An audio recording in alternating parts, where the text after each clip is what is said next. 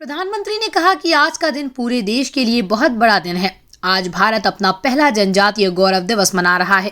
आजादी के बाद देश में पहली बार इतने बड़े पैमाने पर पूरे देश के जनजातीय समाज की कला, संस्कृति, स्वतंत्रता आंदोलन और राष्ट्र निर्माण में उनके योगदान को गौरव के साथ याद किया जा रहा है। इससे पहले मंच पर प्रधानमंत्री के स्वागत में उन्हें जनजातीय वेशभूषा पहनाई गई। आदिवासी वर्ग के नेताओं ने उन्हें झाबुआ से लाई गई पारंपरिक जैकेट और डिंडोरी से बुलाया गया साफा पहनाया। स्वागत के दौरान भाजपा के राष्ट्रीय मंत्री ओम प्रकाश धुर्वे ने उनके पैर छूने की कोशिश की तो प्रधानमंत्री ने उन्हें रोक दिया। प्रधानमंत्री ने कहा कि जनजातीय सम्मेलन पर कुछ लोगों को हैरानी होती है। ऐसे लोगों को विश्वास ही नहीं होता कि जनजातीय समाज का भारत की संस्कृति को मजबूत करने में कितना बड़ा योगदान रहा है। देश को अंधेरे में रखा गया और अगर बताया भी गया तो बहुत ही सीमित दायरे में जानकारी दी गई। आजादी के बाद इतने दशक तक सरकार चलाने वालों ने अपने स्वार्थ को प्राथमिकता दी। उन्होंने कहा कि गुजरात का मुख्यमंत्री बनने के बाद मैंने वहां पर जनजातीय समाज में बदलाव के लिए बहुत सारे अभियान शुरू किए।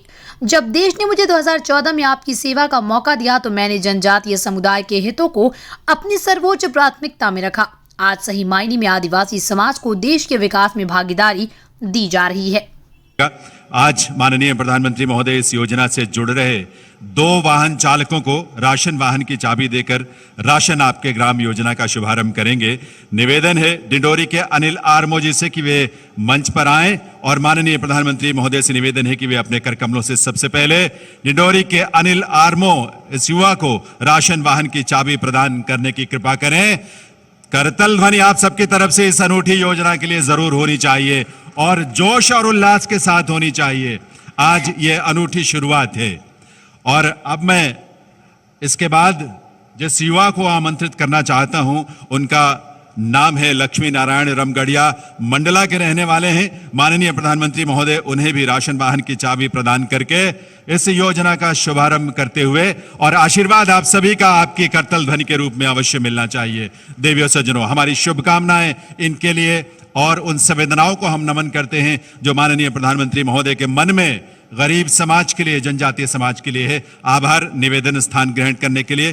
देवियों सज्जनों, माननीय प्रधानमंत्री महोदय के नेतृत्व में जनजातीय कार्य मंत्रालय भारत सरकार ने वर्ष 2025 तक देश में 740 एकलव्य आदर्श आवासीय विद्यालयों के निर्माण का लक्ष्य रखा है।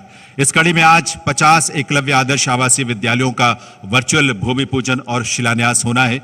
मैं निवेदन करूंगा माननीय प्रधानमंत्री महोदय से कि वे रिमोट का बटन दबाकर रतलाम जिले के बाजना में बनने वाले एकलव्य विद्यालय की आधारशिला रखने की कृपा करें और आप सबका आशीष और शुभकामनाएं आपकी करतल ध्वनि के रूप में जरूर मिलनी चाहिए इस महत्वपूर्ण शुरुआत के लिए।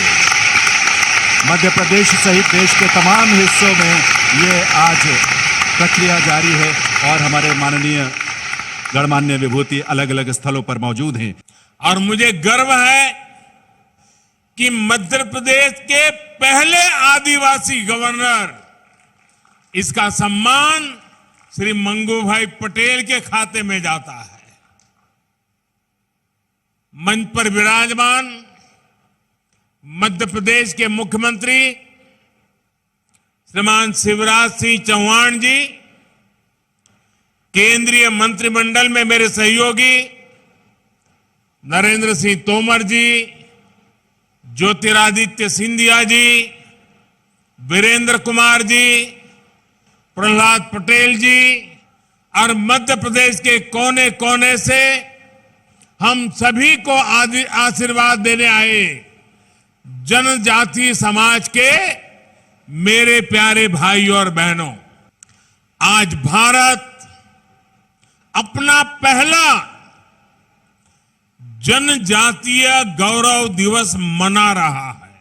आजादी के बाद देश में पहली बार इतने बड़े पैमाने पर पूरे देश के जनजातीय समाज की कला, संस्कृति, स्वतंत्रता आंदोलन और राष्ट्र निर्माण में उनके योगदान को गौरव के साथ याद किया जा रहा है, उन्हें सम्मान दिया जा रहा है। इसी सेवा भाव से ही आज आदिवासी समाज के लिए शिवराज जी की सरकार ने कई बड़ी योजनाओं का शुभारंभ किया है। राशन आपके ग्राम योजना हो या फिर Madhya Pradesh sickle cell mission हो, ये दोनों कार्यक्रम आदिवासी समाज में स्वास्थ्य और पोषण को बेहतर बनाने में अहम भूमिका निभाएंगे। मुझे रांची में झारखंड भगवान बिरसा मुंडा स्वतंत्रता सेनानी म्यूजियम का लोकार्पण करने का सौभाग्य मिला है। आजादी की लड़ाई में जनजातीय नायक नायिकाओं की वीर गाथाओं को देश के सामने लाना, उसे नई पीढ़ी से परिचित कराना हमारा कर्तव्य है। आज जब हम राष्ट्रीय मंचों से राष्ट्र निर्माण में जनजातीय समाज के योगदान की चर्चा करते हैं तो कुछ लोगों को जरा हैरानी होती है। ऐसे लोगों को विश्वास ही नहीं होता कि जनजातीय समाज का भारत की संस्कृति को मजबूत करने में कितना बड़ा योगदान रहा है। इसकी वजह यह है कि जनजातीय समाज के योगदान के बारे में या तो देश को बताया ही नहीं गया, अंधेरे में रखने की भरपूर कोशिश की गई, और अगर बताया भी गया तो बहुत ही सीमित दायरे में जानकारी दी गई। ऐसा इसलिए हुआ क्योंकि आजादी के बाद दशकों तक जिन्होंने देश में सरकार चलाई, उन्होंने अपनी स्वार्थ भरी राजनीति को ही प्राथमिकता दी। आदिवासी समाज को उचित महत्व ना देकर, प्राथमिकता ना देकर पहले की सरकारों ने जो अपराध किया है उस पर लगातार बोला जाना आवश्यक है।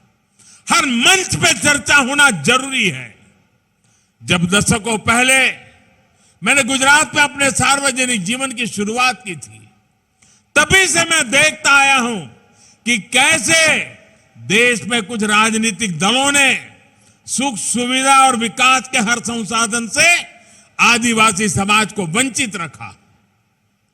अभाव बनाए रखते हुए चुनाव के दौरान उन्हीं अभावों की पूर्ति के नाम पर बार बार वोट मांगे गए, सत्ता पाई गई, लेकिन जनजातीय समुदाय के लिए जो करना चाहिए था, जितना करना चाहिए था और जब करना चाहिए था, ये कम पड़ गए, नहीं कर पाए, असहाय छोड़ दिया समाज को।